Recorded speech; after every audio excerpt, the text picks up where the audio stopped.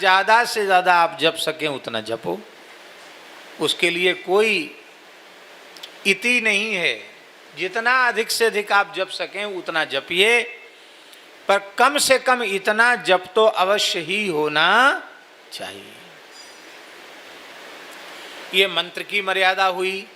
तुलसी में नित्य जल चढ़ाना और तुलसी जी से भगवत प्रेम की याचना करना, इतनी महिमा तुलसी की है कि हम उसका वर्णन नहीं कर सकते। ऐसी तुलसी जी साक्षात भगवान की प्रियतमा हैं, जीव को भगवान की गोद प्रदान कर देती हैं। तुलसी सदा धारण करना, तुलसी के निकट दीपदान करना, तुलसी में जल चढ़ाना, तुलसी की परिक्रमा करना, तुलसी से भगवत प्रेम की याचना करना, नित्य गौ को प्रणाम करना, गौ की पूजा करना। संभव हो तो अपने घर में गाय हो तो सबसे अच्छी बात है, उतना ना हो तो निकट में कोई गौशाला हो, वहाँ जाकर गौ सेवा करना, गौ को प्रणाम करना, गाय की पूजा करना। इतना भी संभव न हो तो नित्य प्रति अपने ठाकुर मंदिर में भी एक गौ विराजमान करके रहना, भले ही चित्र के रूप में, विग्रह के रूप में उनका नित्य पूजन करना। और फिर जब प्रत्यक्ष गाय के दर्शन का, पूजन का अवसर मिले तो गाय का दर्शन पूजन करना। इन नियमों को आप निष्ठापूर्वक पालन करेंगे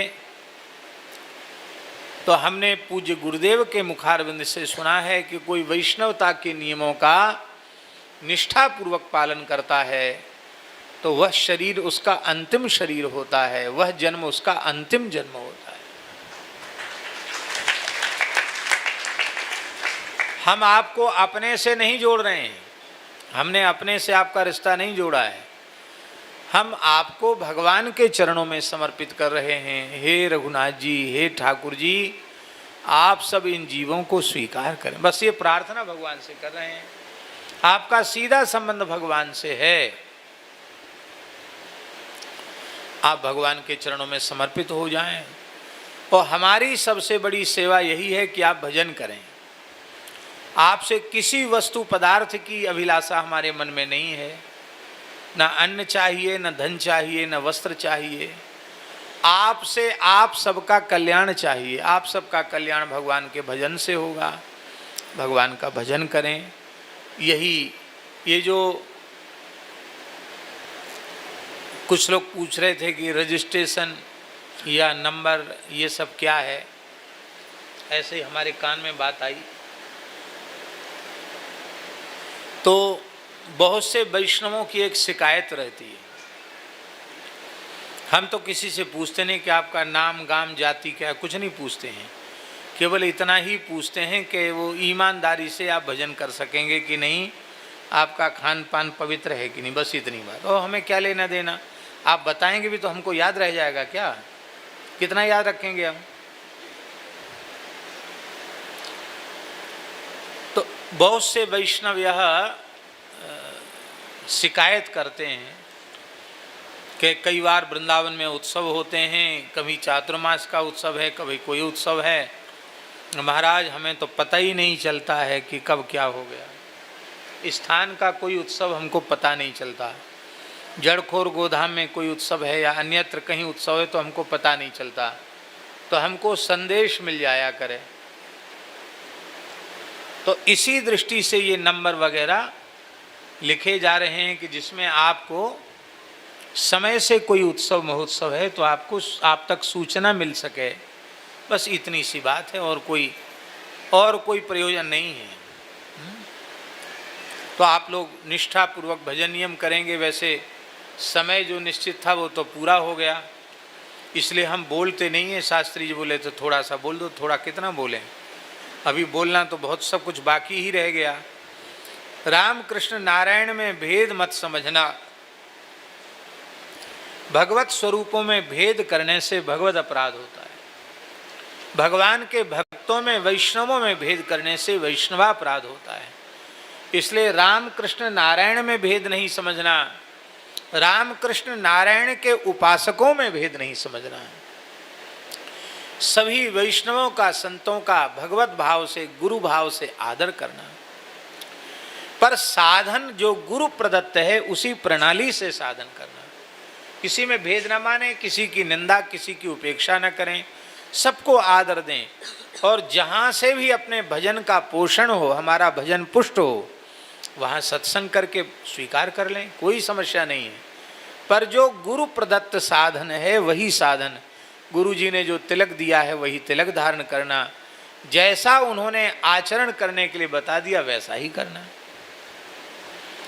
बहुत से लोग कहते हैं हमारे गुरु जी ने तो हमको कहा कि तुम एकादशी मत करो, और आप कहते एकादशी करो। तो अरे भैया ठीक है, उनके गुरु जी ने उनको कहा होगा मत करो, तो आपको तो गुरु जी की बात प्रमाण मानकर मत करो। तो हमारे गुरु जी ने हमको यही बताया कि एकादशी करो, तो हम वही बात आपको बता रहे हैं, एकादशी करनी चाहिए। दीक्षा से नया जन्म हो जाता है। आपका शरीर पता नहीं कहाँ पैदा हुआ। श्री राम मंत्रोपदेशेन माया दूरमुपागता कृपया गुरुदेवस्य द्वितीयम जन्म कथ्यते। श्री राम मंत्र अथवा श्री कृष्ण मंत्र अथवा श्री नारायण मंत्र, कोई भी वैष्णव मंत्र किसी भी परंपरा से जीव को प्राप्त हो जाए, उसका नया जन्म हो जाता है। कृपया गुरुदेवस्य द्वितीयम जन्म कथ्यते। तो शरीर तो पता नहीं आपका कहाँ कहाँ पैदा हुआ, पर आज बड़ी एकादशी, साल की 2 एकादशी बहुत बड़ी हैं, एक हरि शयनी और एक हरि प्रबोधनी। तो साल की इस बहुत बड़ी एकादशी के दिन आषाढ़ शुक्ल एकादशी को श्रीधाम वृंदावन में ज्ञान गुदरी बंसीवट गोपीश्वर महादेव की सन्निधि में यमुना जी के पुलिन में स्थित मलुक पीठ में आपका नया जन्म हो गया।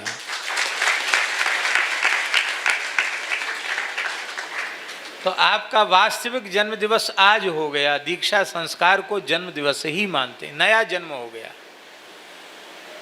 तो आप अब जन्म से संस्कार, जन्म भी आपका हो गया ना नया जन्म वैष्णव के रूप में।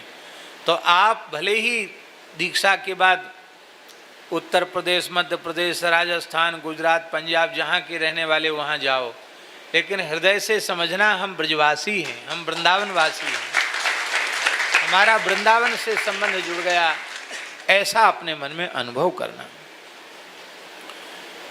आप लोग नियम से जप करना। और जो लोग आए हैं, भीड़ बहुत अधिक इस समय वृंदावन में होने लग गई है। पहले तो 1 दिन की ही भीड़ होती थी गुरु पूर्णिमा की, अभी इसी ऐसी हालत है कि कल हमको वृंदावन हम आए हैं तो हमको जितनी देर जड़खोर गोधाम से छठीकरा तक पहुंचने में लगा, उससे ज़्यादा देर हमको वहाँ से लेके यहाँ तक आने में लगी। इतनी ज़्यादा भीड़ बढ़ गई है। फिर पुलिस भी सुविधा के लिए ही रास्ता बंद करती है, आगे और रास्ता बंद हो जाएंगे, आने जाने पर बड़ा प्रतिबंध हो जाएगा। फिर लोगों के शरीरों में उतनी शक्ति नहीं है कि वो बहुत लंबा पैदल चल सकें। इसलिए जो लोग आ गए हैं, अभी गुरु पूर्णिमा का ही पर्व चल रहा है, तो वो जिनकी दीक्षा हो रही है उनकी तो गुरु पूजा आज ही हो जाएगी। और जो लोग बाहर से आए हैं वो भी आज ही गुरु पूजन करके दर्शन करके जा सकते हैं, जिसमें आप लोगों को कोई बाधा ना पड़े। बस इसी आपकी सुविधा। हाँ, केशवदास जी को फल दे दो, प्रसाद दे दो, सबको दे देंगे। आपको संक्षिप्त बात बताई गई है। बहुत अधिक ग्रंथ नहीं पढ़ना। क्या? बहुत अधिक पुस्तक नहीं पढ़नी, भटक जाओगे। और बहुत अधिक लोगों को नहीं सुनना कि ये भी सुन, उनको भी सुन लो, उनको भी सुन लो, उनको भी सुन लो, भटक जाओगे। अपनी गुरु प्रणाली के अनुसार जहाँ साधन का मार्ग मिले वहीं सुनना है। इसलिए दास ने ऐसा अपने मन में भगवत कृपा, गुरु कृपा से ऐसा निश्चय किया है कि वैष्णव मात्र के कल्याण के लिए 5 ग्रंथ पर्याप्त हैं। उनका नित्य स्वाध्याय करना चाहिए।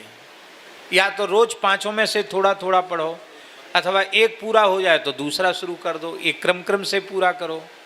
उनमें पहला ग्रंथ है श्रीमद् भगवद गीता। क्या है?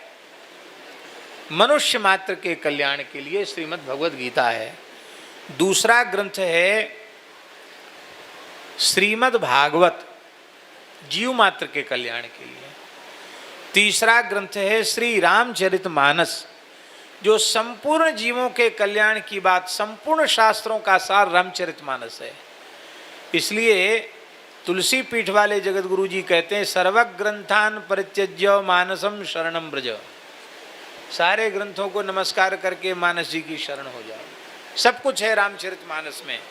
रामचरितमानस का भले ही 5 दोहा ही सही अर्थ का विचार करते रोज पढ़ना। कितने हो गए? 3। चौथा ग्रंथ है श्री भक्तमाल। भक्तमाल के अध्ययन से, नित्य पाठ से संतों में, भक्तों में, गुरुजनों में श्रद्धा उत्पन्न होती है, उनके अपराध से हम बचते हैं। इसलिए भक्त चरित्र नित्य पढ़ना, स्वाध्याय करना, भक्तमाल। और 5वां ग्रंथ है श्री विनय पत्रिका, जिस विनय पत्रिका पर पिछले लॉकडाउन में भगवत कृपा से हमने प्रथम पद से लेकर अंतिम पद तक उस पर लगभग 15 महीनों में उसका प्रवचन संपन्न हुआ। तो विनय पत्रिका भी बहुत कल्याणकारी है। किसी भी संप्रदाय का व्यक्ति हो, किसी भी जाति का, मनुष्य मात्र, वैष्णव मात्र के लिए अत्यंत उपयोगी है विनय पत्रिका। तो श्रीमद् भगवद गीता, श्रीमद् भागवत, श्री रामचरितमानस, श्री भक्तमाल और श्री विनय पत्रिका, ये 5 ग्रंथ रखो और इन्हीं को पढ़ो। इनके अनुरूप जहाँ कहीं बात सुनने को मिले वो सुनो। आप कहेंगे कि आप तो बहुत कुछ पुराणों का सबका पाठ करते रहते हैं, तो बात सही है, हम करते तो जरूर हैं, पर श्री गुरुदेव भगवान की कृपा से हमें ऐसी दृष्टि प्राप्त है कि हम कहीं भटक नहीं सकते हैं, क्योंकि जो हमारे सिद्धांत के और हमारी परंपरा के अनुरूप विचार है उसको ही हम ग्रहण करते हैं। बाकी जिसको हम नहीं स्वीकार कर सकते उसको हम नमस्कार कर लेते हैं। भाई डॉक्टर सबको एक ही गोली थोड़ी देता है, सबका अलग अलग रोग, अलग अलग दवाई सबकी। तो हमारे लिए जो उपयोगी औषधि है उतनी हम ले लेते हैं, जो हमारे लिए उपयोगी नहीं उसको हम नहीं लेते हैं। लेकिन ऐसा विवेक सबको नहीं हो सकता, इसलिए हम निवेदन कर रहे हैं कि आप ज़्यादा भटकाव में मत पड़ो। 5 पुस्तक बहुत है, इससे ज़्यादा नहीं। श्री वृंदावन बिहारी जय जय श्री। एक छोटी सी बात और कह दें। एक वैष्णव ने आकर पूछा कि महाराज जी, बहुत अच्छे वैष्णव ने आकर पूछा, बोले आप रामकृष्ण नारायण को एक बताते हो और रामकृष्ण नारायण के उपासकों में भेद नहीं करना, रामकृष्ण नारायण में भेद नहीं करना, लेकिन फिर अनन्यता क्या होगी? हम जानबूझकर नाम नहीं बता रहे, बहुत अच्छे महानुभाव ने पूछा। बोले अब तो अनन्यता तो हुई नहीं। इष्ट के प्रति अनन्यता कैसे रहेगी?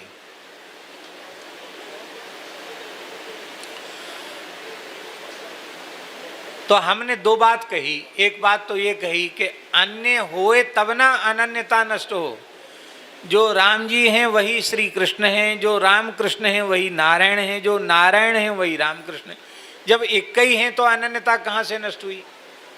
दूसरी बात है कि यदि किसी एक स्वरूप की आसक्ति की बात है तो उस एक स्वरूप को इष्ट रूप में स्वीकार करना और उसी स्वरूप का सभी स्वरूपों में दर्शन करना।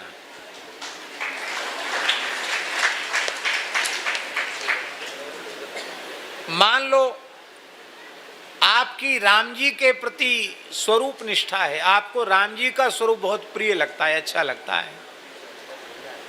इसका मतलब ये थोड़ी कि आप भागवत जी की कथा न सुनो, कृष्ण लीला न सुनो, आप रास लीला न देखो। इसका मतलब यह है कि रास लीला मत देखो, ये तो नहीं। इसका आशय है कि आप जब रास लीला देखो तो यह अनुभव करो, आहा हा, हमारे रघुनाथ जी मोर मुकुट बंसी धारण करके श्री कृष्ण रूप में और हमारी जानकी जी राधा रानी रूप में कितनी प्यारी लग रही हैं सखियों के बीच में। हम रास लीला के रूप में भी, श्री कृष्ण लीला के रूप में हम रघुनाथ जी की लीला का अनुभव कर रहे हैं। हम कृष्ण लीला कृष्ण के उपासक हैं। तो इसका मतलब ये थोड़ा ही है कि राम जी की कथा शुरू हुई तो उठ के चल देखो भैया हम तो कृष्ण भगवान के भगत हैं, राम जी का नाम लेने से हमारा धर्म बिगड़ जाएगा। अरे नहीं, ऐसी बात नहीं है। आप राम जी का चरित्र श्रवण करते समय अनुभव करें कि हमारे आराध्य श्री कृष्ण का यह अवतार स्वरूप राम रूप कितना मधुर है, कितना मनोहर है, उनकी लीला कितनी मनोहर है। तो केवल इतनी सी बात से हमारी स्वरूप निष्ठा भी रह सकती है। अभी हम पूज्य श्री विनोद बाबा जी के पास गए थे, बरसाना गए, पूज्य बाबा का दर्शन हुआ। बाबा ने एक बड़ी सुंदर कथा सुनाई, उसको सुन के आपको तो अच्छा, हमको तो बहुत अच्छा लगा, आपको भी अच्छा लगेगा। इधर आ जा, इधर आ जा सामने। वो कथा ये थी कि राम जी का मधुर चरित्र देखकर हनुमान जी को संदेह हो गया और राम जी हनुमान जी की बड़ाई भी खूब करते। अरे तुम न होते तो हमारा तो कोई काम ही नहीं बनता, तुम तो संकट मोचन हो, हमारा संकट दूर कर दिया। वो हनुमान जी को भ्रम हो गया। वो मन में सोचने लगे कि ये हैं तो परब्रह्म परमात्मा, पर कैसे भगवान है। इनकी लीला देख के फिर मेघनाद ने नागपास में बांध दिया तो हनुमान जी को और ज़्यादा मोह हो गया। अब क्या हो। अब भगवान बेहोशी में कह रहे थे गरुड़ गरुड़ गरुड़ गरुड़। गरुड़ जी आ गए। गरुड़ जी आ गए तो भगवान के सर्प सब जो थे वो विला गए, गायब हो गए। अब गरुड़ जी को भी संदेह हो गया कि जिनका नाम लेने से भवबंधन कट जाता है वो खुद ही एक राक्षस के पास में बंध के पड़े और हमने उनको मुक्त किया। जो जिनका नाम सबको मुक्त करता उनको ही बंधन से मुक्त हमने किया। ये हैं तो परब्रह्म परमात्मा, पर कैसे हैं लीला देख के तो समझ में नहीं आता। तो रघुनाथ जी समझ गए उनके भाव को, हनुमान जी को भी समझ गए, उनको भी समझ, तो अंतर्यामी है, सर्वांतर्यामी है। तो राम जी बोले गरुड़ जी से कि गरुड़ जी आपने बड़ी कृपा की, आप पधारे और हम सबको संकट से मुक्त किया आपने। अब हम बहुत प्रसन्न हैं, वरदान मांग लो। गरुड़ जी बोले अब ठीक है, अब इनकी परीक्षा हो जाएगी कि भगवान है कि नहीं। तो वरदान देना तो भगवान का ही काम है। तो गरुड़ जी ने वर मांगा कि भगवान आपका 28वीं चतुर्युगी के अंत में, द्वापरांत में श्री कृष्णावतार होने वाला है। उस कृष्णावतार के स्वरूप का, कृष्ण रूप का दर्शन हमको कराइए। अब ये भगवान होंगे तब तो कृष्ण रूप का दर्शन करा देंगे, भगवान नहीं होंगे तो ऐसे थोड़ी हम कहें कि आप ये बन के दिखा दीजिए, तो कैसे बन के दिखाएंगे। तो भगवान संकोच में पड़ गए। राम जी बोले देखो गरुड़ जी, हमारे पहले भी बहुत से अवतार हो चुके हैं और अब कृष्णावतार होने वाला है और अभी युद्ध का मैदान है, बंदर भालुओं की भीड़ चारों ओर है, सेना है, और लड़ाई के मैदान में हम कृष्ण रूप का दर्शन करावें वो उचित नहीं है। समय आने पर दर्शन कराऊं। नहीं नहीं महाराज, तो अभी कराओ। हम थोड़ी मांग रहे थे आपसे वरदान, आपने हट किया कि नहीं वरदान मांग लो मांग लो। और जब मांगने को बोल दिया, कह दिया कि आप अपने कृष्ण रूप का दर्शन कराओ, तब आप आनाकानी कर। भगवान बोले हम आनाकानी नहीं कर रहे हैं, अनुकूल अवसर नहीं है। क्या अनुकूल अवसर? बोले इतनी भीड़ है। गरुड़ जी के लिए वो तो हम कर देंगे। क्या? बोले हम अपने पंख फैलाकर आपको अपने बीच में ले लेंगे, कमरा जैसा बना देंगे। तो चारों ओर से बाउंड्री हो गई तो बाहर वालों को दिखेगा नहीं कि क्या हो रहा भीतर। फिर आप मुरली लेकर और दर्शन दे दीजिए कृष्ण रूप में। भगवान बोले ये ठीक है। तो गरुड़ जी ने पंख फैला कर एक, अब गरुड़ जी तो गरुड़ जी हैं, इतना बड़ा जो हॉल है इससे भी कम से कम 2 गुना 4 गुना भी पंख फैला के वो बना सकते, उनको क्या कमी है। बड़ा लंबा चौड़ा उन्होंने कमरा जैसा बना दिया, ऊपर छत खुली और चारों ओर से बाउंड्री।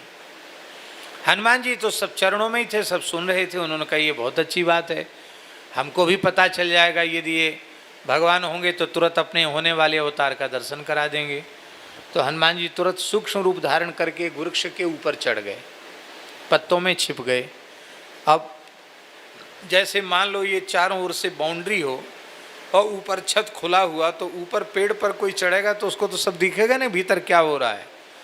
तो हनुमान जी वहीं से छिप करके देखने लगे कि यहाँ क्या हो रहा है। हनुमान जी को सब दिखाई पड़ रहा था। जैसे ही एकांत अवसर हुआ, श्री रघुनाथ जी साक्षात कृष्ण रूप में प्रकट हुए। अब तो गरुड़ जी चरणों में लौट गए, रोने लग गए, बोले प्रभु क्षमा करो, हम तो भूल गए थे कि आप परब्रह्म परमात्मा हमको भूल गए। गरुड़ जी तो चले गए, हनुमान जी आके फिर राम जी के चरणों बोले प्रभु हम भी भूल गए थे, लेकिन हमको भी दर्शन हो गया, आपके इस कृष्णावतार की झांकी का दर्शन हो गया, हम भी धन्य हो गए। तो एक यह भी साधन है, अपने इष्ट का ही सब में दर्शन करना, इससे कोई अनन्यता नष्ट नहीं होगी, स्वरूप निष्ठा भी नष्ट नहीं होगी। और अथवा वही राम जी हैं, वही श्री कृष्ण, वही नारायण हैं। भगवान 10-20 थोड़े हो सकते हैं। श्री वृंदावन बिहारी लाल।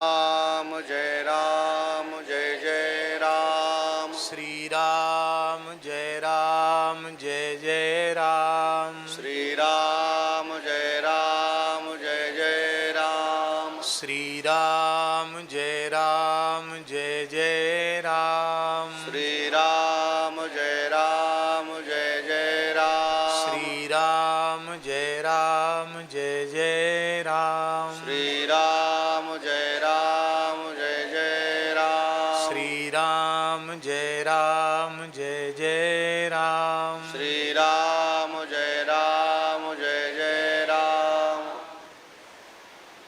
श्री वृंदावन बिहारी लाल की जय।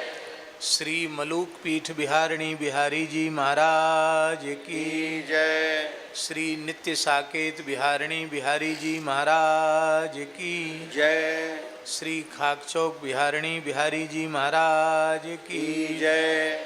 श्री यमुना महारानी की जय। श्री गिरिराज महाराज महादेव की जय। श्री अन्नपूर्णा माता की जय। श्री गिरिराज महाराज की जय। यज्ञेश्वरी जगज्जननी गौ माता की जय। अखिल गोवंश की जय। श्रीमदाद्य रामानंदाचार्य भगवान की जय। जगत गुरु द्वाराचार्य श्री स्वामी मलूकदास जी महाराज की जय। सदगुरुदेव श्री पहाड़ी बाबा जी महाराज की जय। सदगुरुदेव श्री भक्तमाली जी महाराज की जय। तुलसी महारानी की जय। सब संतन की जय। सब विप्रन की जय। सब भक्तन की जय। वैदिक सनातन वैष्णव धर्म की जय। जय जय श्री राधे, जय जय श्री सीताराम, हर हर महादेव। हरिशरणम। भक्तवांछा कल्पतरु। भक्तवत्सल शरणागत वत्सल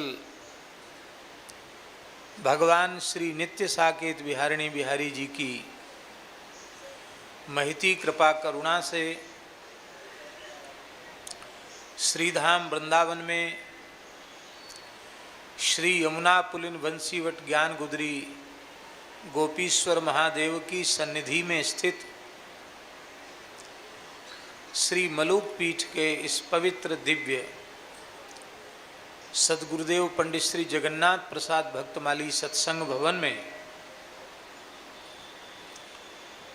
श्री ठाकुर जी की, श्री जी की, गुरुजनों की पावन सन्निधि में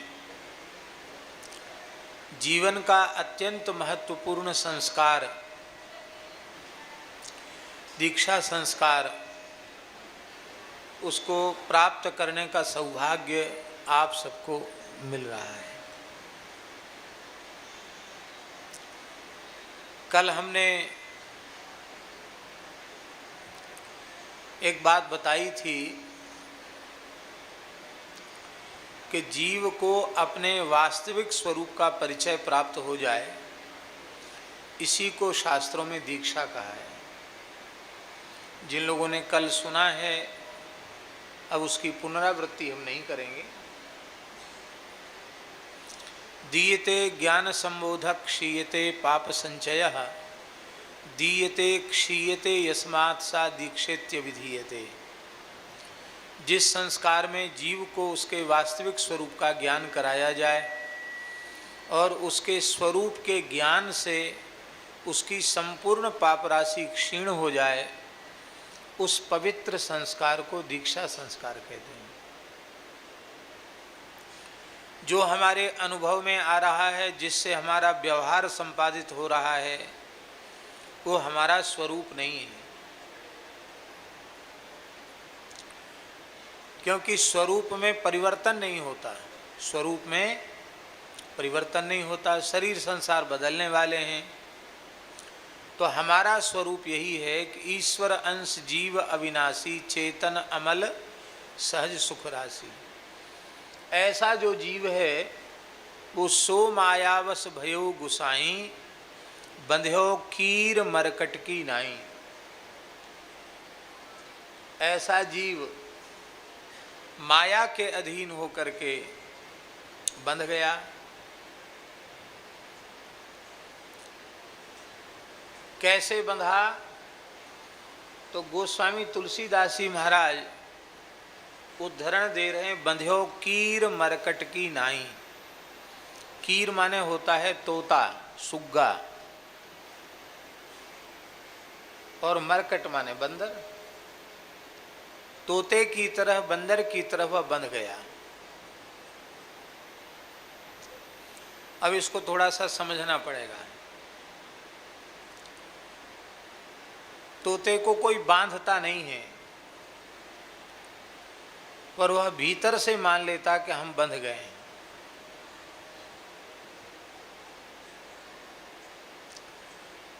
तोते को पकड़ने वाले जो लोग हैं, शिकारी बहेलिया, वो एक लकड़ी की ऐसी ढेकड़ी कहते उसको बनाते हैं, नीचे दाना डालते हैं। उस लकड़ी की ढेकड़ी पर जैसे ही वो बैठता, वो लकड़ी ऐसे हो जाती है, वो ऐसे उलट जाता है, और वो स्वयं ही लकड़ी को पकड़ के रखता है और समझता है कि मैं पकड़ा गया। अब वो छोड़ दे तो उड़ जाएगा, लेकिन वो छोड़ता नहीं है, उस लकड़ी को स्वयं ही मजबूती से पकड़ के रखता है। पकड़ता है खुद और समझता है ये कि मुझे पकड़ लिया गया, और उसी में निश्चेष्ट जैसा हो जाता कि मैं तो पकड़ में आ गया। और उसी समय बहेलिया उसको लकड़ी अलग कर देता है, बहेलिया उसको बंधन में डाल देता है।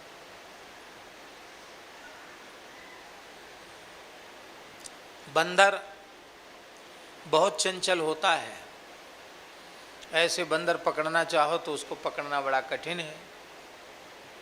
पर पुराना उपाय है बंदर को पकड़ने का। वजनदार धातु का, लोहे का घड़ा होता है, उस घड़े का मुख बहुत छोटा होता है। उस घड़े के भीतर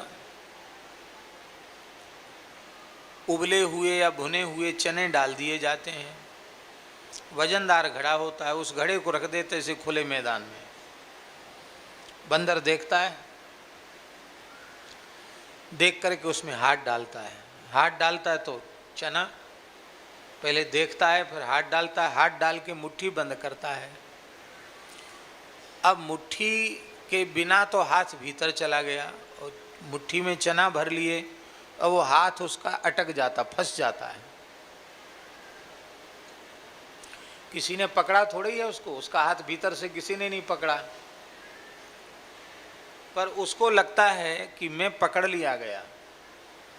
तो पहले तो किल्लपों बहुत करता है, बाद में उसके संगी साथी आते, देखते ये तो छूटेगा ही नहीं, वो भी चले जाते, तो फिर वो मदारी उसको पकड़ लेता है।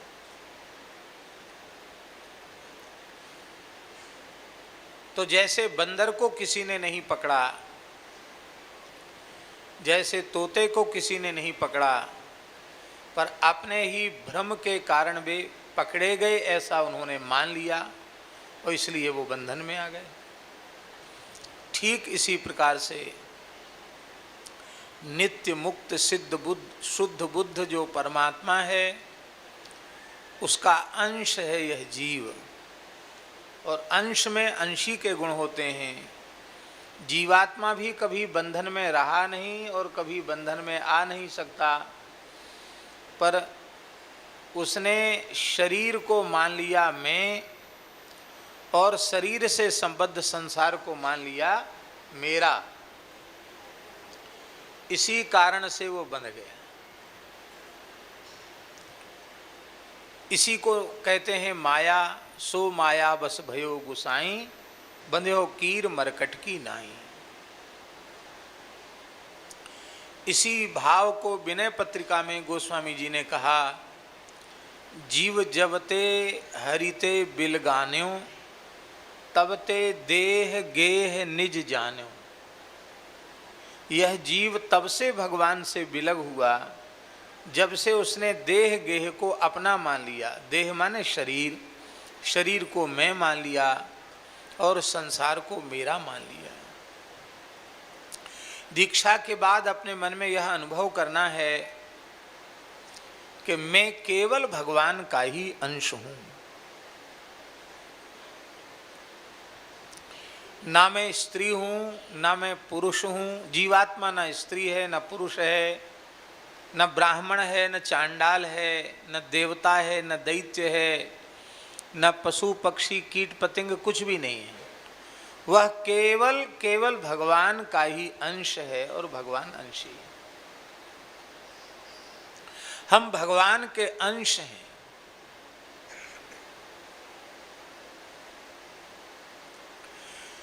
ऐसा अपने मन में पक्का निश्चय करना। और जब मैं भगवान का हूं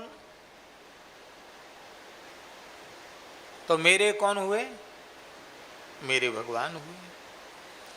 और जब हम अपने शरीर को मैं मान लेते हैं तो शरीर से संबद्ध संसार मेरा हो जाता है। इस शरीर का ही संबंध संसार से है। ये शरीर किसी का पुत्र बन जाता है तो किसी का पिता बन जाता है, तो किसी का बाबा बन जाता है, किसी का नाना मामा, जाने क्या क्या नहीं बन जाता है।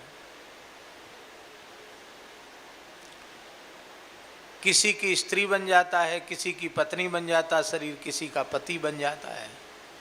वस्तुतः हम शरीर नहीं हैं, इसलिए शरीर से संबद्ध संसार हमारा नहीं है। हम केवल राम जी के हैं और केवल राम जी हमारे। ऐसा अपना भीतर से पक्का निश्चय करना। तब प्रश्न उठा कि ये शरीर संसार हमें किस लिए मिले हैं। जब हम शरीर संसार को उपभोग की सामग्री मानकर, भोग की सामग्री मानकर इनसे संबंध जोड़ लेते हैं तो हमारा बंधन हो जाता है।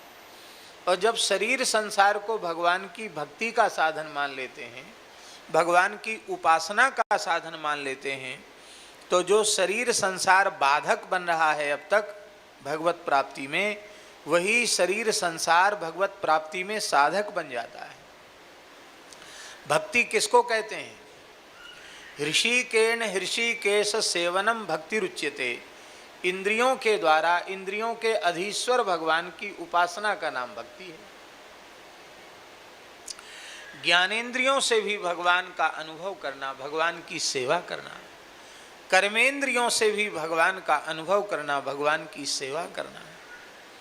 और अंतरिंद्रिय, अंतरिंद्रिय माने होता है मन बुद्धि चित्त अहंकार, ये अंतरिंद्रियां हैं। मन बुद्धि चित्त अहंकार से भी भगवान का ही आश्रय ग्रहण करना, मन को भगवान में लगाना, बुद्धि से भगवान का ही विचार करना, चित्त से भगवान के ही मंगलमय स्वरूप का, भगवान की महिमा का चिंतन करना, और अहंग से मैं केवल भगवान का ही हूँ और केवल भगवान ही मेरे हैं, ऐसा भीतर से पक्का निश्चय कर लेना।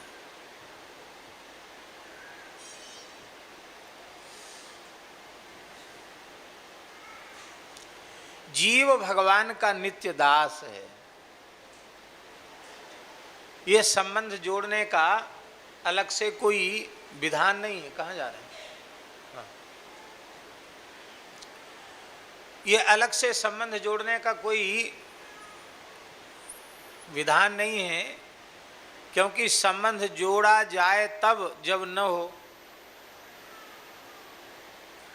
यहाँ जाओ भैया जी, यहाँ जाओ, पास में जाओ।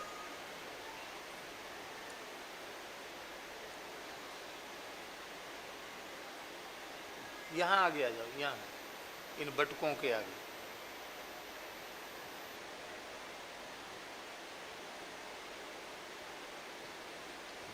और इधर आ जाए तो हमको दर्शन होता रहेगा।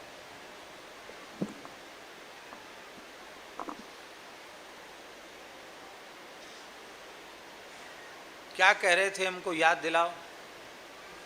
हैं? हैं? हाँ, हम यह कह रहे थे कि नए सिरे से भगवान से संबंध जोड़ने की आवश्यकता नहीं है। विराजो विराजो, वहीं विराजो, बैठ, रुक जाओ, अभी रुक जाओ। हाँ ठीक, ठीक है, ठीक है। नए सिरे से संबंध जोड़ा जाए तब जब संबंध न हो। जो भैया जी जोड़े हुए संबंध हैं वो मिथ्या हैं। संसार के जो संबंध हैं वो हमारे जोड़े हुए हैं, इसलिए नाशवान हैं। और जो जोड़ा हुआ नहीं है वो अविनाशी संबंध है। लाख करोड़ बार आप कहिए कि मैं शरीर हूँ और ये संसार मेरा है, तो भी ये बात झूठी है, झूठी है, झूठी है। आप एक बार भी मत कहो कि हम भगवान के हैं, भगवान मेरे हैं, तो भी भगवान के ही हैं आप और भगवान ही आपके हैं। क्योंकि ये सहज स्वाभाविक बात है, सत्य बात है। झूठी बात को चाहे जितने प्रकार से समझाओ, अंत में झूठी ही रहेगी। और सच्ची बात को केवल स्वीकार करने की आवश्यकता है। पूज्य श्री रमण रेती वाले महाराज जी एक बहुत अच्छी बात कहते हैं। वे कहते हैं कि संसार के संबंध कल्पित हैं, झूठे हैं, लेकिन इस कल्पित संबंध की कितनी महिमा है। वो उदाहरण देते हैं कि मित्तल परिवार की बेटी और बंसल परिवार में चली गई। ये मित्तल बंसल ये सब वैश्यों के गोत्र होते हैं। अब मित्तल जी चाहें कि हम बंसल बन जाएं तो वो नहीं बन सकते, वो मित्तल ही रहेंगे। पर मित्तल की बेटी, उसका बंसल के लड़के से संबंध हो गया, बंसल से संबंध हो गया, तो उसको सब लोग कहेंगे अमुक देवी बंसल, अमुक कुमारी बंसल, ऐसे कहेंगे कि नहीं। उसको कुछ नहीं करना पड़ा, वो मित्तल से थोड़ी ही देर बाद बंसल बन गई। और मित्तल जी बंसल नहीं बन सकते। तो संसार के झूठे संबंध को स्वीकार करने से सब कुछ बदल गया। तो श्री कृष्ण का जीवात्मा के साथ नित्य संबंध है उस नित्य संबंध को स्वीकार कर लेने के बाद बदलना बाकी कैसे रह जाएगा? झूठे संबंध में बदल जाता है तो सच्चे संबंध में क्यों नहीं बदल जाएगा? दीक्षा संस्कार के बाद, भगवत शरणागति के बाद यदि बदलाव अपने में नहीं आया, अपने आहार विहार खान पान स्वरूप आचरण उसमें बदलाव नहीं आया, तो यह समझना चाहिए कि भगवत संबंध सुदृढ़ नहीं हुआ। हमने भगवत संबंध को स्वीकार ही नहीं किया। भगवत संबंध को हम स्वीकार कर लेंगे तो सब कुछ बदल जाएगा। कल हमने कहा था कृपया गुरुदेवस्य द्वितीयम जन्म कथ्यते। श्री कृष्ण मंत्र, श्री राम मंत्र अथवा श्री नारायण मंत्र, किसी भी वैष्णव मंत्र का उपदेश प्राप्त कर लेने के बाद नया जन्म हो जाता है। नए जन्म का अर्थ है सब कुछ बदल जाता है। जैसे नए जन्म में सब कुछ परिवर्तित हो जाता है, बदल जाता है, ऐसे ही दीक्षा के बाद हमको अनुभव में आना चाहिए कि हमारा नया जन्म हो गया। पता नहीं किसके शरीर का पूर्व जन्म का कैसा प्रारब्ध, कौन सा जीव किस कर्म के कारण किस जाति में, किस प्रांत में, किस गांव में, कहाँ किस परिवार में पैदा हुआ। लेकिन राधा रानी की कृपा करुणा तो देखो, बिहारी जी की, यमुना जी की, गिरिराज जी की, गौ माता की कृपा करुणा देखो कि आपका शरीर का जन्म तो पता नहीं कहाँ हुआ था, हमें जानने की आवश्यकता भी नहीं है, पर संस्कार वाला जन्म आपका श्रीधाम वृंदावन में हो गया।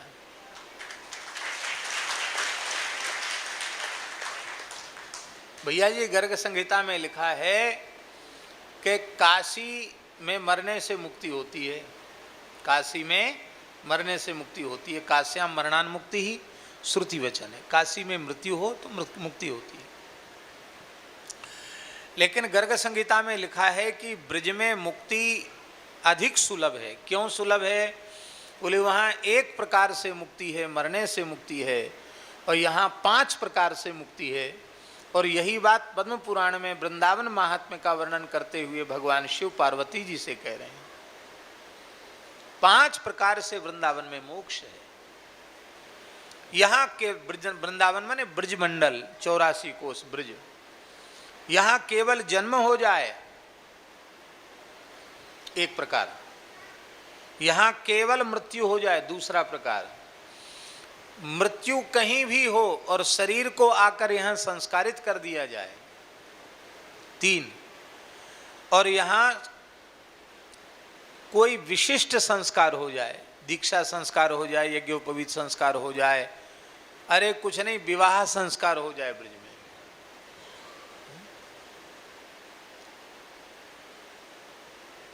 तो भी वह मुक्ति का अधिकारी है। अब पैदा कहीं हुआ, मरे भी कहीं, पर दीर्घ काल तक ब्रजवास उसको मिल गया। फिर कोई शरीर का प्रारब्ध आया और कहीं शरीर छूट गया। शरीर का तो कोई ठिकाना नहीं, कब कहाँ छूटेगा, लेकिन धाम से संबंध उसका जुड़ गया तो उस संबंध से उसका मोक्ष हो जाएगा।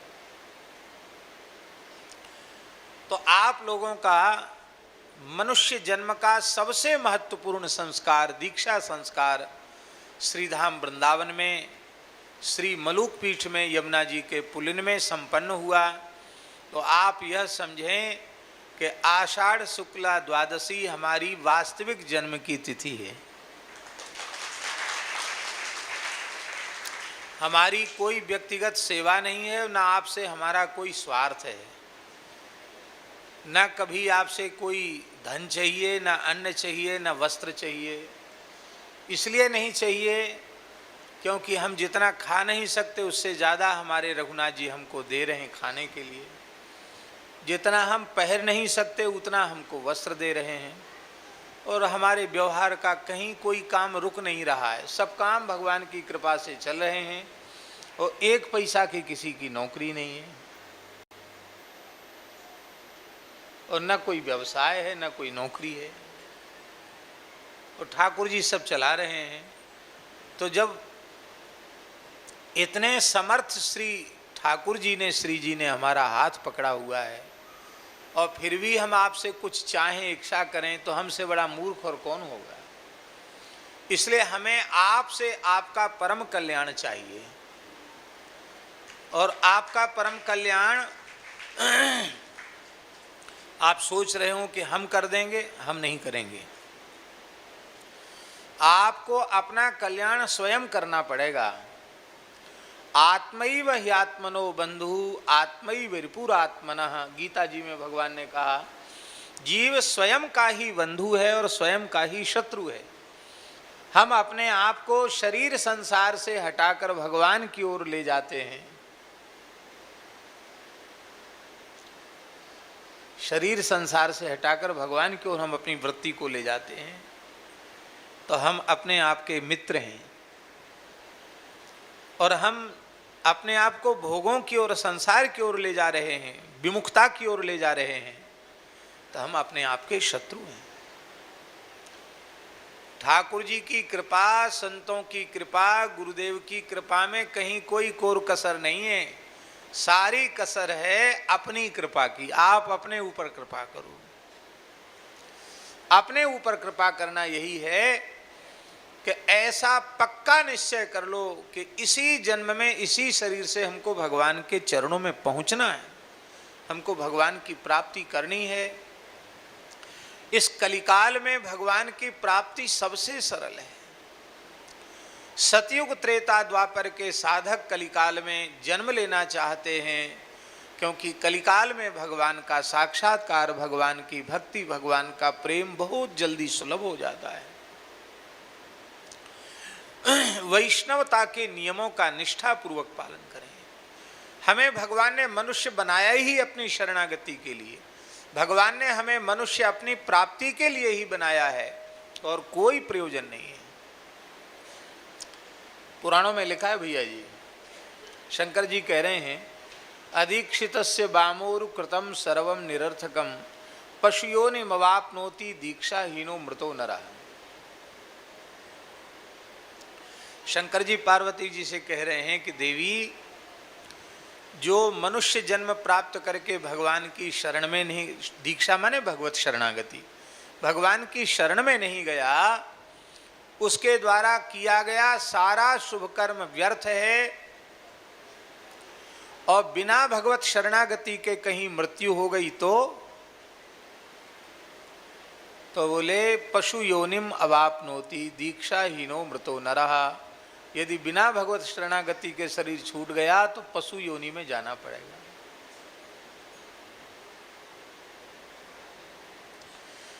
एक ब्राह्मण दंपति को देखकर नारद जी को बड़ी दया आई। ब्राह्मण बड़े वैदिक थे, कर्मकांडी थे, सदाचारी थे, और उनकी पत्नी परम पतिव्रता थी। पंडित जी तो अपनी पूजा पत्री में भी व्यस्त रहते थे, जजमानी पुरोहिताई में, और ब्राह्मणी परम सती साध्वी पतिव्रता के समान आचरण करती हुई, धर्म का आचरण करती।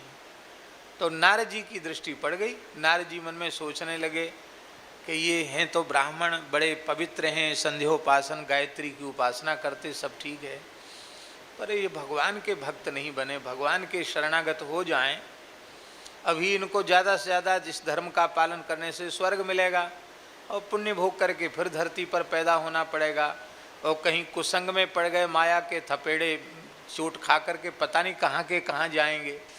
अच्छा इन जीवों को भगवान की प्राप्ति हो जाए।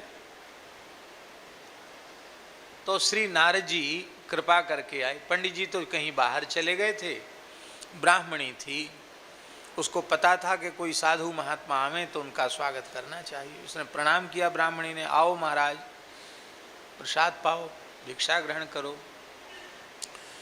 तो नारद जी बैठ गए प्रसाद पाने के लिए, हाथ पैर धो के आचमन करके उन्होंने प्रसाद पाया। कुल्ला आचमन करने के बाद पूछा कि देवी तुम्हारे गले में तुलसी है कि नहीं,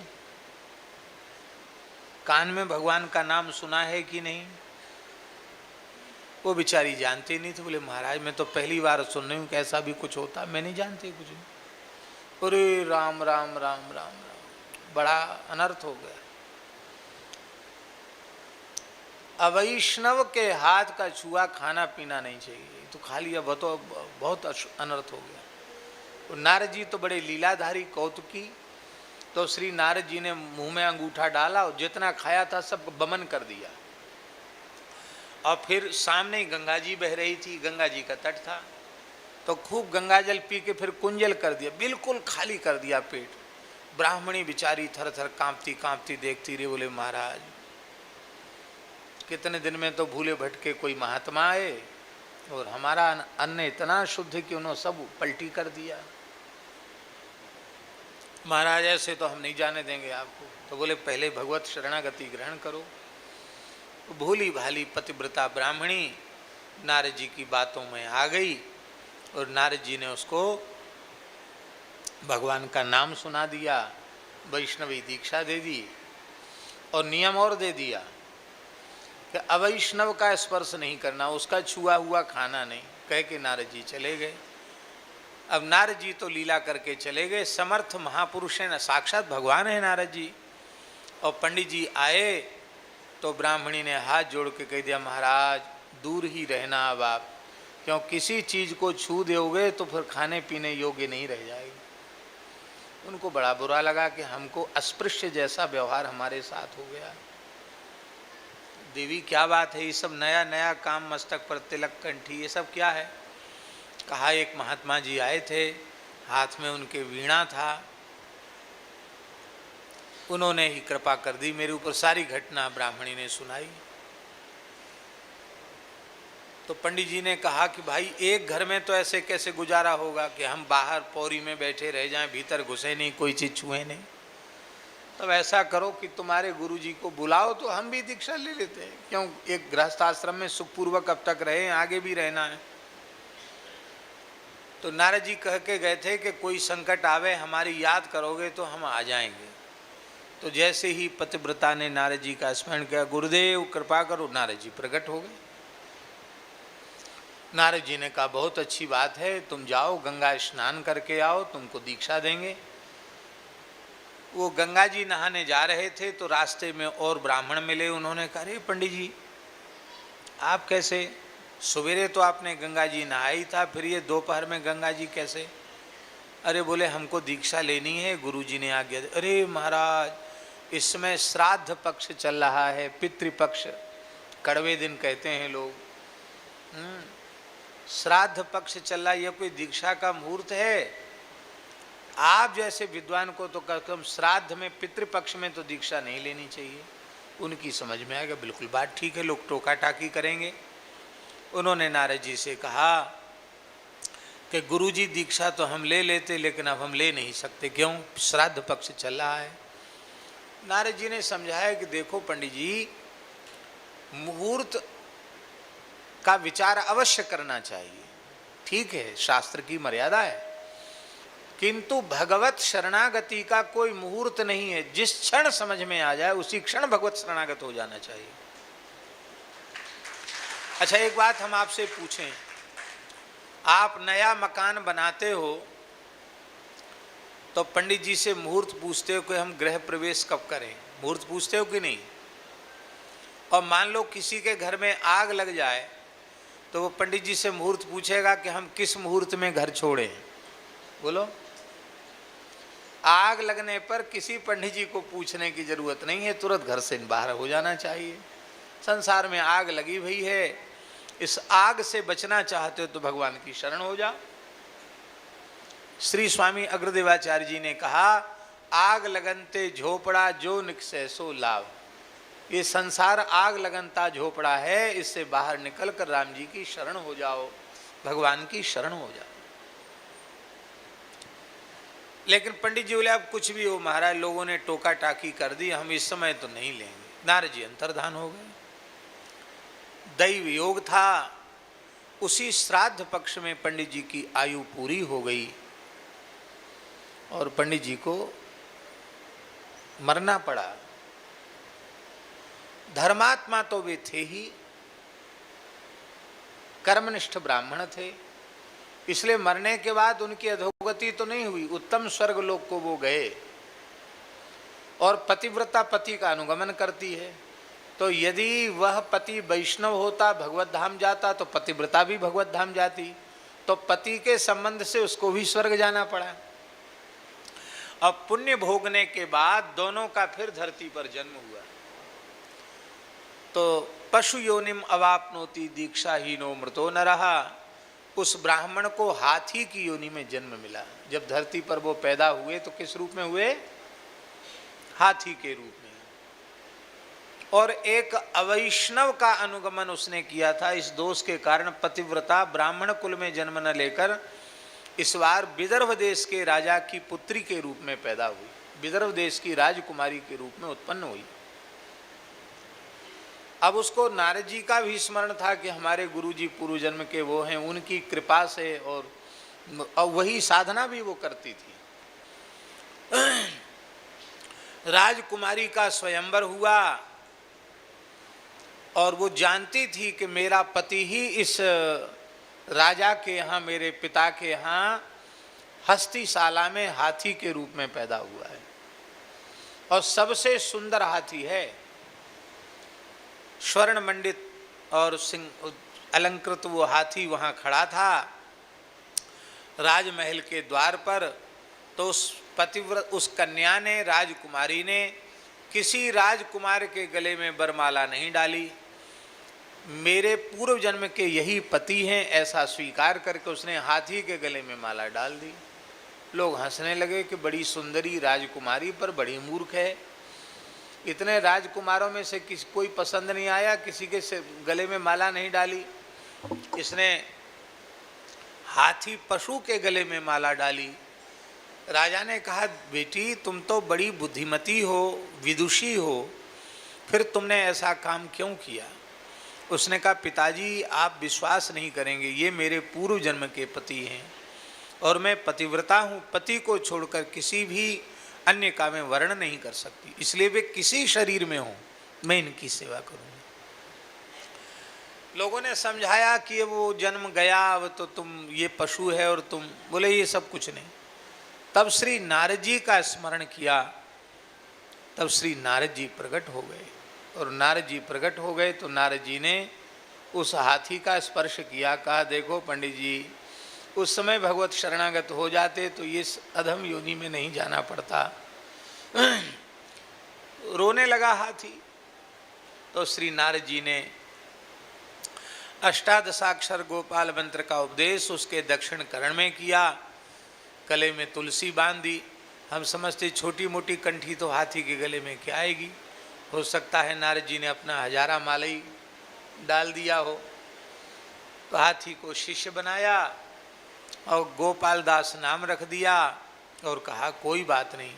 नारद जी के मंत्रोपदेश के दिव्य प्रभाव से हाथी का तमोगुण नष्ट हो गया, कर्म नष्ट हो गए। उसने तत्काल देह का त्याग कर दिया। पतिव्रता ने पति का अनुगमन किया और सबके देखते देखते दोनों दिव्य विमान में बैठकर गोलोक धाम चले गए, भगवान के धाम को चले गए। हमारे योगेंद्र शास्त्री जी ने कहा था कि महाराज जी को कल बोलने में श्रम हो गया, आज ज़्यादा न बोलें, समय भी बीत जाता है, लेकिन हम सोच रहे हैं कि आप लोग इतनी दूर से आए हैं तो थोड़ी सी भूमिका बना दें, और फिर आप नहीं मानते हैं, नहीं करते हैं तो आपकी आप जानो। फिर हमारे ऊपर कोई ना, हमने कोई किसी का ठेका ले रखा है, हमने तो आप सबको ठाकुर जी की शरण में सौंपा है। अब ठाकुर जी जाने और आप जानो, हम बीच में नहीं हैं। सीधा आपका भगवान से रिश्ता है, भगवान से संबंध है।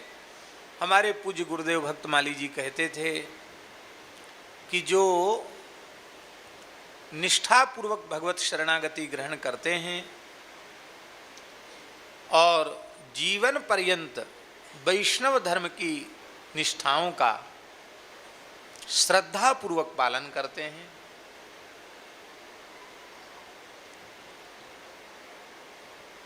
उनका फिर पुनर्जन्म नहीं होता है। उनका वह शरीर अंतिम शरीर होता है, वह जन्म उनका अंतिम जन्म होता है। ऐसा पूज्य गुरुदेव भक्तमाली जी ने बताया। तो आप लोग निष्ठापूर्वक मस्तक पर ऊर्ध्व पुंड तिलक धारण करेंगे, कभी तिलक से वंचित नहीं होंगे। कल हमने तिलक की विशेष महिमा समझाई थी। गुरु परंपरा से प्राप्त तिलक अत्यंत निष्ठा पूर्वक धारण करना चाहिए। मनमाना तिलक नहीं, जहां गए वहीं का तिलक लगा लिया, वो नहीं। जो गुरु प्रणाली से प्राप्त तिलक है उस तिलक को श्रद्धा पूर्वक अपने मस्तक पर धारण करें। कंठी सदा अपने कंठ में विराजमान रखें। कंठी टूट जाए तो जब तक दूसरी कंठी ग्रहण न कर लें तब तक अन्न जल ग्रहण न करें। अशुद्ध वस्तु का आहार न करें। जो भगवान को भोग नहीं लग सकता उस वस्तु को कभी आहार के रूप में न लें। मद्य मांस ये तो अत्यंत अशुद्ध हैं, निषिद्ध हैं। प्याज लहसुन आदि भी भगवान को भोग किसी मंदिर में नहीं लगते, तो इन पदार्थों को भी दीक्षा के बाद कभी भी ग्रहण नहीं करना चाहिए। लोग कहते हैं महाराज विवाह शादी में जाते हैं वहाँ नहीं खाएं तो हमारा व्यवहार बिगड़ता है। आपको व्यवहार संभालना है कि आपको अपने अपने संस्कार संभालने हैं, ये निर्णय आप खुद कर लो। क्या संभालना है? अरे कितने जन्म बीत गए व्यवहार करते करते, अब तक नहीं संभलने में आया व्यवहार। अभी भी व्यवहार के चक्कर में पड़े हो। साफ शब्दों में कह दो भाई देखो जो वस्तु भगवान को भोग नहीं लगती हम पाते नहीं हैं। आपके यहाँ जो कुछ बनाया गया वो हम पा नहीं सकते। हम आ गए आपका व्यवहार करने के लिए और ज़्यादा से ज़्यादा यही है कि आप लिफाफा दे आओ, वहाँ से कुछ मत ले, कुछ दे आओ आनंद से। किसी को कुछ नहीं चाहिए। हाँ बस मुँह दिखा दो। अच्छा है उतने गुलाब जामुन बच जाएंगे, उतने लड्डू पूड़ी बच जाएगा, अच्छा है, पर कुछ त्याग अपने को करना पड़ेगा। जब आप निश्चय करेंगे तो उसका निर्वाह भगवान कहीं भी कर देंगे, दुनिया के किसी कोने में निर्वाह कर देंगे। आपको सुनकर आश्चर्य होगा, वर्तमान प्रधानमंत्री जी के निजी सुरक्षा अधिकारी हैं, सबसे बड़े अधिकारी हैं जो प्रधानमंत्री की सुरक्षा के चीफ हैं। देश विदेश सब जगह उनको जाना पड़ता, क्यों? जहां वो जाएंगे वहां उनको सुरक्षा के लिए दृष्टि से उनको जाना पड़ेगा। लेकिन आज तक उन्होंने कभी होटल का नहीं खाया। जूस और फल के ऊपर अपना सब जगह गुजारा हो जाता उनका। और ऐसी वैसी कृपा करते हैं कि सब जगह उनको कोई न कोई पवित्र वैष्णव ब्राह्मण मिल जाता, वहां उसके यहाँ भोजन भी हो जाता उनका। कई घटनाएं उन्होंने सुनाई। लंदन में गए, एक तिवारी जी मिल गए, बोले हमारे पुरखा बनारस के थे और हम लोग देखो हम जनेऊ पहनते हैं, चोटी रखाते हैं, हमारे घर में ठाकुर जी की सेवा है, और शर्मा जी आप कहीं कुछ लेते नहीं हैं, खाते नहीं हैं, तो ऐसे फल खा के कब तक आप हमारे यहाँ चलिए। घर में भोजन कराए। भगवान की व्यवस्था सब जगह है। आप में दृढ़ता होनी चाहिए कि आज के बाद जो भगवान को भोग नहीं लगेगा, जो भगवान स्वीकार नहीं करते उसको हम स्वीकार नहीं करेंगे। एकादशी का निष्ठा पूर्वक व्रत करना, तुलसी में नित्य जल चढ़ाकर तुलसी जी से भगवत प्रेम की याचना करना, गौ ब्राह्मण संत माता पिता अतिथि इनमें भगवत भाव रखना, श्री राम कृष्ण नारायण में भेद नहीं समझना। भगवत स्वरूपों में भेद करने से भगवत अपराध लगता है, और भगवान के भक्तों में आचार्यों में भेद करने से भागवत अपराध लगता है। राम कृष्ण नारायण के उपासकों में भी भेद मत करना, सबका आदर करना, सबका सम्मान करना। स्वरूप निष्ठा किन्हीं किन्हीं महापुरुषों को होती कि वे किसी एक स्वरूप में ही निष्ठा रखते हैं, पर वह एक स्वरूप ही तो अनेक स्वरूपों में विराजमान है।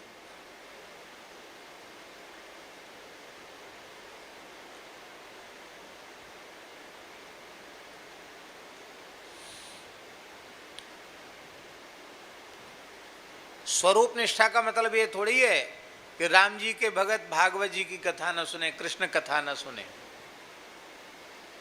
यह अर्थ है क्या कि भागवत की कथा शुरू हो तो राम जी के भगत उठ के चले जाएं? अथवा क्या यह अर्थ है क्या कि राम जी की कथा शुरू हो तो कृष्ण भगवान के भगत अपना आसन वासन उठावे और कहें भैया अब हमारा काम नहीं, हमारा तो धर्म बिगड़ जाएगा? यह है क्या?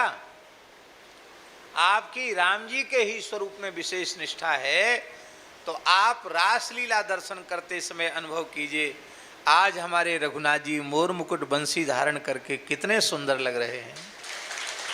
आज हमारी विदेहराज नंदिनी श्री मैथिली जनक कुमारी जनक दुलारी श्री राधा रानी के रूप में कितनी सुंदर लग रही है। आज श्री चंद्रकला चारुशीला ललिता विशाखा आदि के रूप में कितनी सुंदर लग रही हैं। हमारे रघुनाथ जी की ही यह दिव्य लीला है, आप अनुभव करो।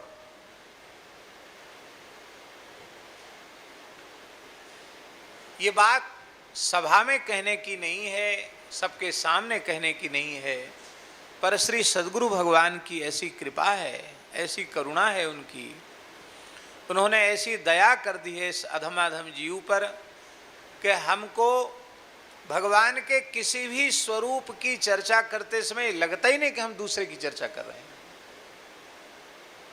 श्री कृष्ण कथा कहने में जितना सुख मिलता उतना ही सुख राम जी के चरित्र में मिलता है, उतना ही सुख नृसिंह भगवान का चरित्र कहते तो मिलता, उतना ही सुख श्री नारायण की महिमा कहते तो मिलता। पता ही नहीं चलता, हमको लगता ही नहीं।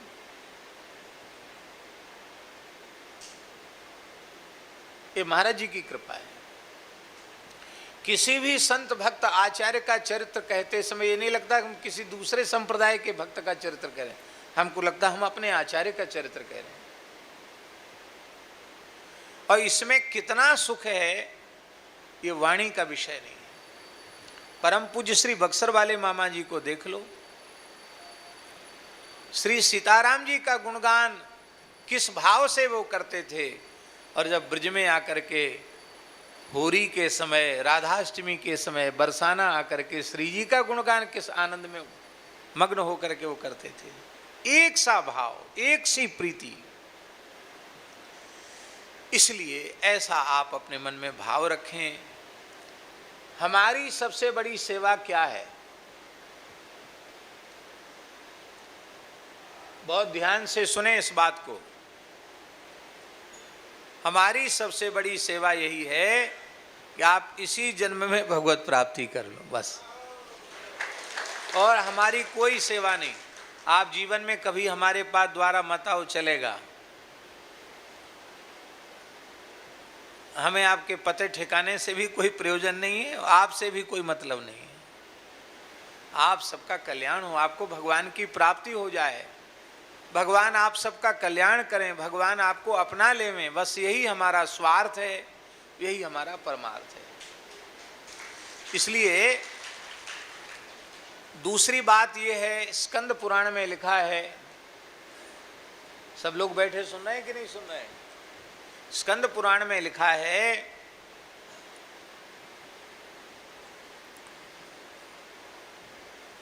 अमात्य दोषम राजानम जाया दोषम पतिम तथा तथा शिष्य कृतम दोषम गुरुम प्राप्नोत्य संशयम। स्कंद पुराण में लिखा है कि मंत्री का दोष राजा को भोगना पड़ता है। उसने भ्रष्ट व्यक्ति को मंत्री क्यों बनाया,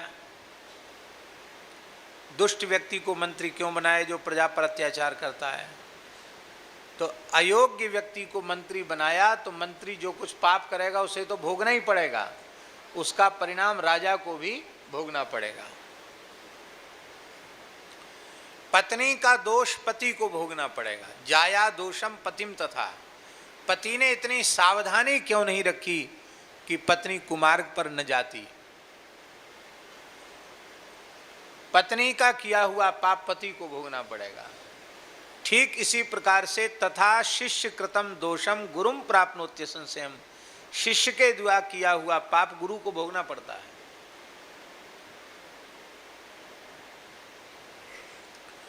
हमारे पूज्य गुरुजनों ने आज्ञा प्रदान की है, उनकी आज्ञा का हम पालन कर रहे हैं। हम हाथ जोड़कर आपसे प्रार्थना करते हैं कि आप दीक्षा के बाद ऐसा कोई काम न करो कि हमको ही भोगना पड़े। बस इतनी कृपा आप हमारे ऊपर कर देना। ये दुनिया भरे लोगों के ऊट पटांग काम भोगने के लिए ही कई बार बहुत कष्ट का अनुभव करना पड़ता है। इसलिए हम सच्ची बात कहें, पहले रोज प्रायः दीक्षा होती थी जब कोई आता, फिर धीरे धीरे एकादशी का नियम ले लिया। और ईमानदारी की बात यह है कि हमारे मन में बिल्कुल इच्छा नहीं होती कि हम किसी को दीक्षा दें। हमें आपसे क्या चाहिए, हमारा क्या लालच है आपसे, हमको क्या चाहिए आपसे, हमारी बिल्कुल इच्छा नहीं। ना हमें कोई भीड़ बढ़ानी है, ना हमको कोई परंपरा बढ़ानी है, कुछ नहीं बढ़ाना है।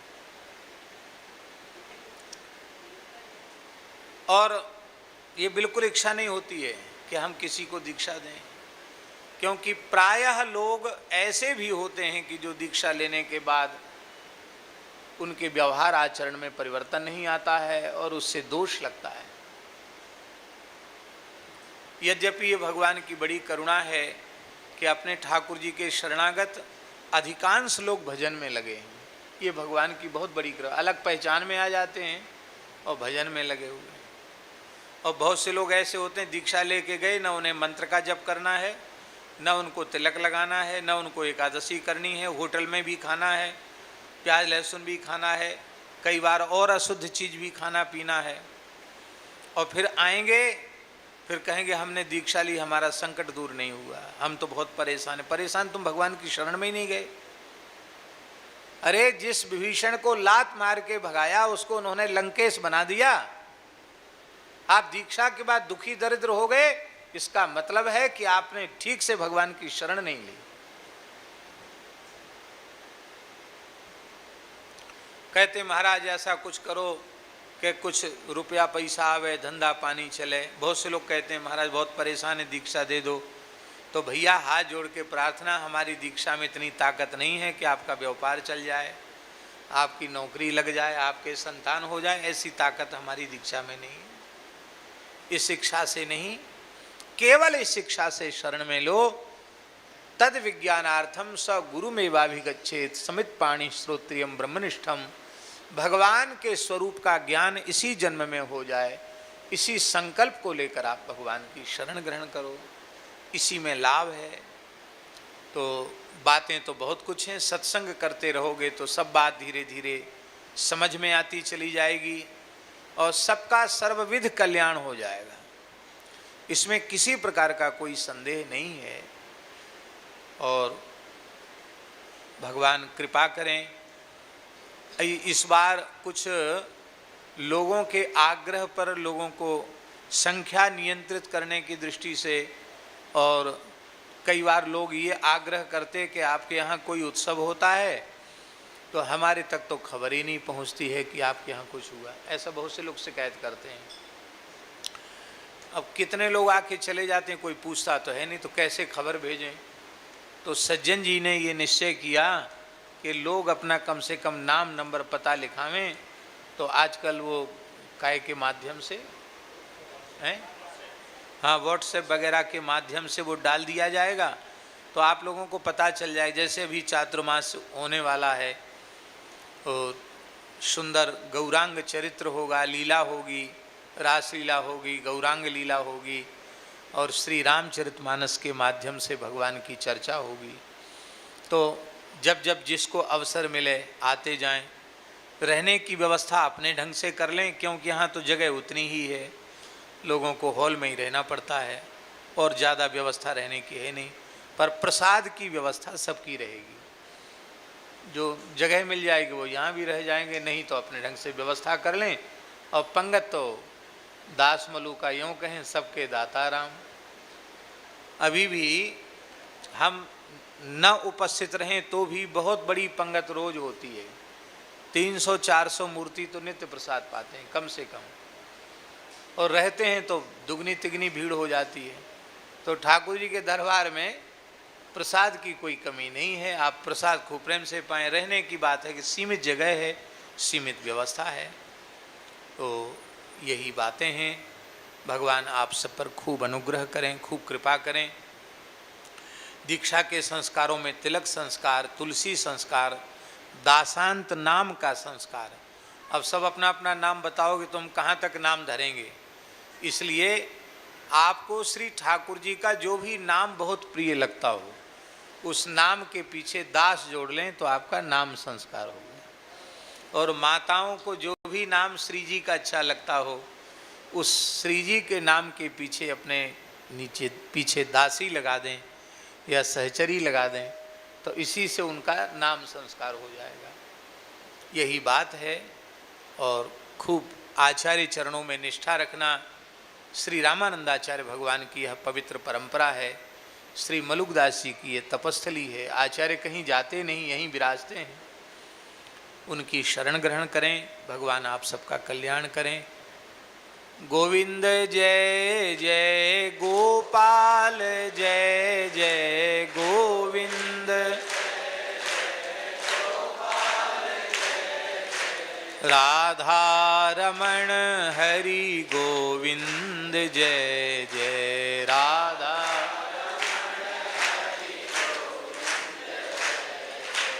गोविंद जय जय गोपाल जय जय गोविंद, राधा रमण हरि गोविंद जय जय राधा रमण हरि गोविंद जय, श्री वृंदावन बिहारी लाल की श्री सीताराम जी महाराज की जय, जगत गुरु श्री मदाद्य रामानंदाचार्य भगवान की जय, जगत गुरु द्वाराचार्य श्री स्वामी मलुकदास जी महाराज की, सदगुरुदेव श्री पहाड़ी बाबा जी महाराज की जय, सदगुरुदेव श्री भक्तमाली जी महाराज की जय, सब संतन तन की जय, जय जय श्री राधे। राधे। लीला किस तारीख से है?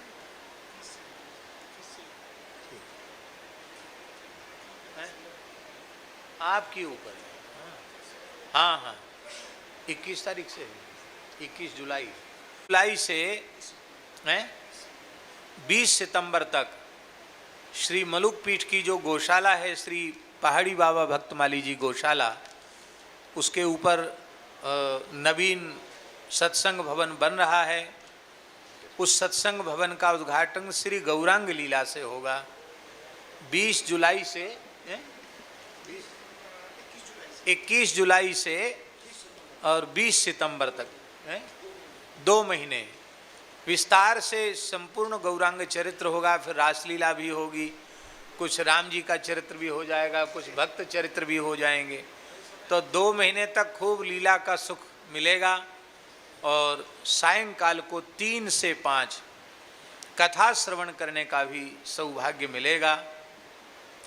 इस बार सब संतों के मन में इच्छा हुई है कि वृंदावन में भक्तमाल की कथा और भागवत जी की कथा तो खूब सुनने को मिलती है, श्री रामचरितमानस की कथा सुनने का अवसर नहीं मिलता।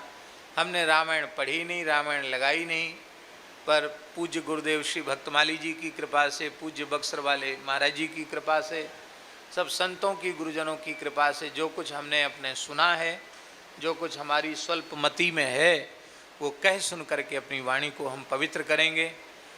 शरीर हमारा कुछ काल से खूब अस्वस्थ रहा है, अभी भी चिकित्सकीय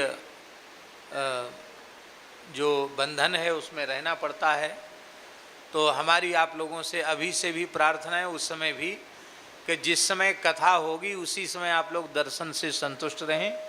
बाकी आगे पीछे अब इतना समय है कि हमको फिर लीला भी में हमको दर्शन करना है, वो कथा में भी, तो लीला में भी दूर से दर्शन होगा, कथा में भी दर्शन होगा। अब बाकी जो कुछ सुनना है वो कथा में ही सुन लें, अलग से परेशान न करें। उसका कारण ये है कि हमारे फिर जो नित्य कृत्य है उसमें भी बाधा पड़ती है, फिर बहुत देर रात हो जाती हमको। हम अपना विचार ऐसा रखते हैं कि हमारे गुरुजनों ने जो हमको नियम दिया है वो हमारा कभी अपने होश हवास में न छूटे, और नियम कुछ न कुछ बढ़ भी जाते हैं।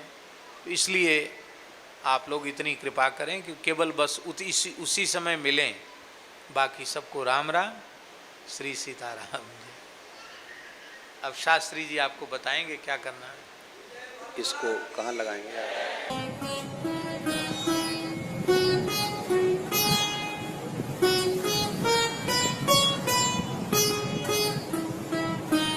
श्री सीताराम प्रतिदिन सत्संग एवं दर्शन के लिए श्री महाराज जी के ऑफिशियल चैनल को जरूर सब्सक्राइब करें।